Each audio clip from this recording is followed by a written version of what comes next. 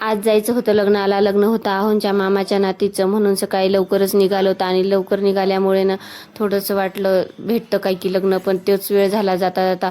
कारण निघते वेळेस ना आपल्याला खूप कामे असतात, काही कामे करत बसलं ना मग तोच वेळ होतो लग्नाला जायचा.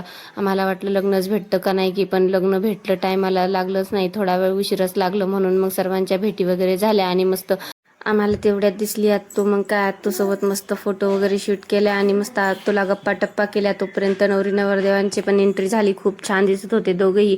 नवरीने तर खूप सिंपल मेकअप केला होता, तरीही सुंदर दिसत होती. आणि मस्त लग्न वगैरे लागलं, जेवण झाले आणि आता निघालोत घराकडे. घराकडे येते वेळेस ना मग सोनाराच्या दुकानात जायचं होतं आम्हाला, कारण चांदीचे देव करायला टाकायचे होते. आणि ते चांदीचे देव पण टाकले सोनाराकडे. आणि तितक्यात ब्रासलेट दिसले. मग म्हटलं त्यांना, आहोंना खूप दिवसाची इच्छा होती ब्रासलेट घ्यायची. मग चांदीचं ब्रासलेट पण घेतलं त्यांच्यासाठी, रोज वेअर करण्यासाठी. आणि मग घरी आल्यावर ना श्रीकृष्ण भगवानांची पालखी आली होती दारापुढे. मस्त असं त्याचं स्वागत करायला पाणी वगैरे शिंपडून घेतलं दारात आणि मस्त पाठ.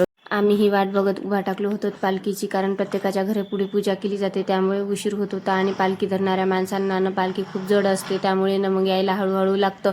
म्हणून मग आम्ही शांततेनं उभा टाकलो होतो आणि मस्त असं दर्शन घेण्यासाठी आतुरतेने वाट बघत होतो. खूप प्रसन्न वातावरण झालं होतं. असं वाटत होतं गजर कीर्तनाचा होता आणि टाळांचा पण त्यातल्या त्यात मधुर सुरांचा गाणी सुरू होते. आणि इतकं छान वाटत होतं. वातावरणात एकदम भक्तिमय होऊन गेलं होतं.